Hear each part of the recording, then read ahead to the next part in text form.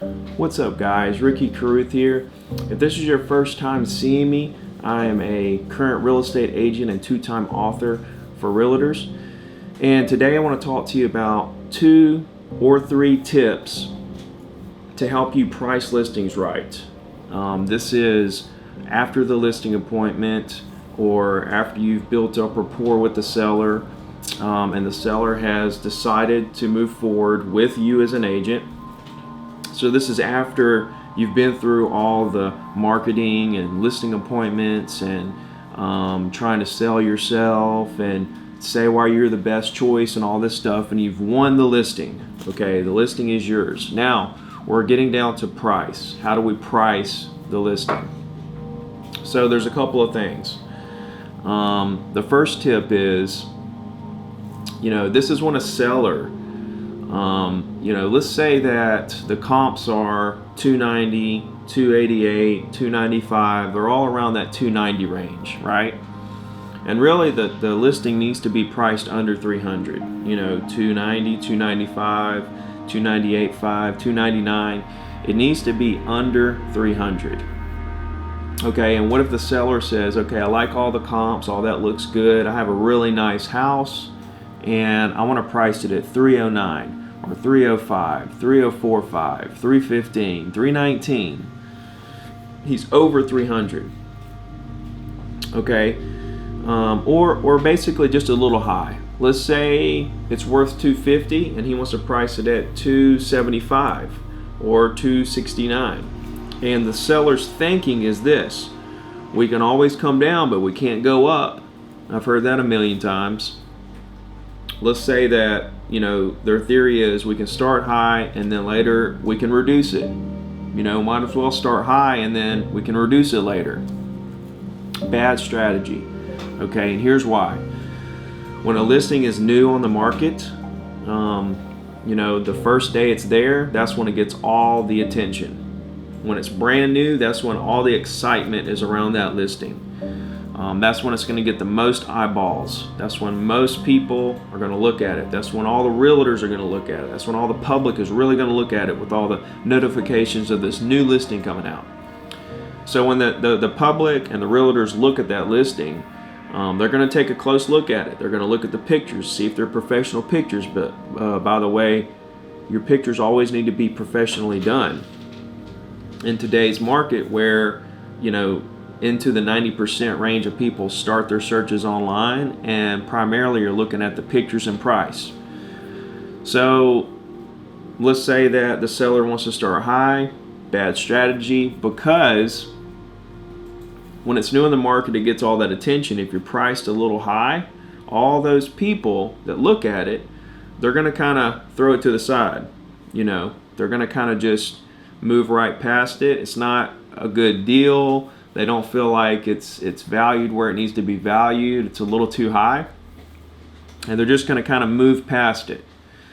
Okay, then later on the seller says, okay, we haven't sold it, no offers, not really getting a lot of showings, let's reduce it. So you reduce it, and what does that do? Not much. Okay, because all the excitement was when it was new. There's not a lot of excitement with reducing a price. When you reduce the price, that shows weakness, okay? And on top of that, there's not a whole lot of people that get notified on price reductions. Some do, but not as many as when it's a new listing, right? So there's not a lot of market excitement around reduced prices. A lot of sellers think reduced prices is going to just make it pop up on this hot sheet and then everybody's going to go crazy over it. It's actually quite the opposite. It actually shows weakness, and that you're retreating, and that you're getting desperate. Okay, so you got longer days on the market and now you're looking weak and desperate. Not a good position to be in. It's better to start out at the right price and have it at the right price when all that excitement and all those views are there, right? And you have a lot better chance of selling it. One thing I tell sellers in this situation is that, if you price it where it needs to be, you're going to sell it for this price a lot quicker. If you price it higher, you're still going to sell it for the same price. It's just going to take you a lot longer to do that. right? So that's the first tip is to explain to the seller that the excitement is in the beginning. We need to price it right now. We're going to lose momentum. You don't want to lose momentum of the listing. So if we start high and reduce later because we made a bad move in pricing it, that's going to show weakness. We don't want to show weakness. We're trying to negotiate. That's one of the first rules of negotiation. Don't show weakness. Okay, so that's tip number one. Maintain your momentum and price it right from the beginning. Tip number two is price block. In other words, when people are searching online, they're going to search in blocks: 100 to 150, 150 to 200, 100 to 200, 200 to 300, 3 to 350, right? It normally goes in the 50s, 100, 150, 200, 250, 300. Okay, so let's take the first scenario where the comps were 290, 288, 295, and it really needs to be priced under 300, right? And the owner wants to price it at 309, right? 310, 305. The problem is people that are going to search up to 300 for that property, they're not going to even see your property, Mr. Owner. You're going to lose a lot of views because we're going to be too high, number one. We're also going to be past that price block of 300. People are going to search up to 300 to find your property. So that's one thing you need to explain to them as well. We need to be priced right from the beginning. We need to capture that momentum of being a new listing. Okay, we also need to be within the price blocks.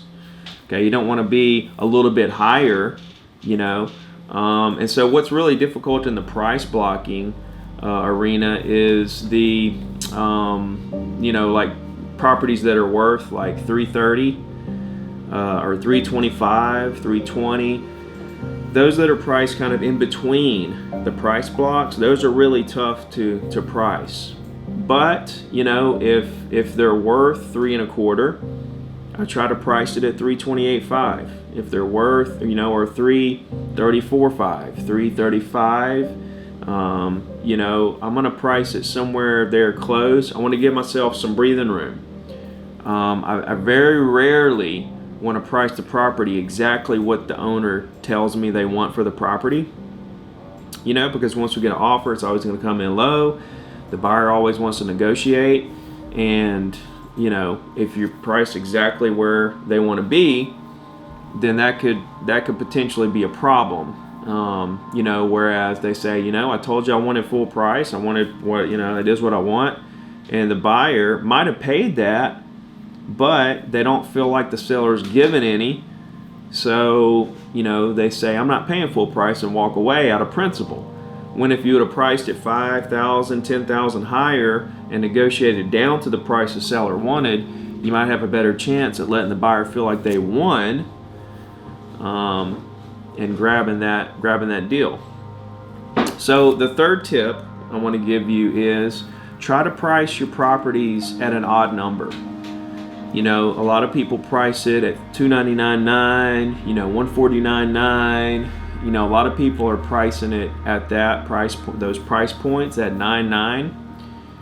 And I think maybe do, $298.5, right? $298.9, $298 even, something like that, to separate yourself from the bunch, from the pack. Because if a lot of people are priced at $299 and you have 3 properties that are priced at $299, there's really nothing standing out about any 3 of them, per se as far as price goes. But if you have one that's at $298.5, okay, that one's going to kind of stand out. That when the buyer sees that, they're psychologically going to be thinking, that one kind of stands out to me, and they're attracted to it automatically.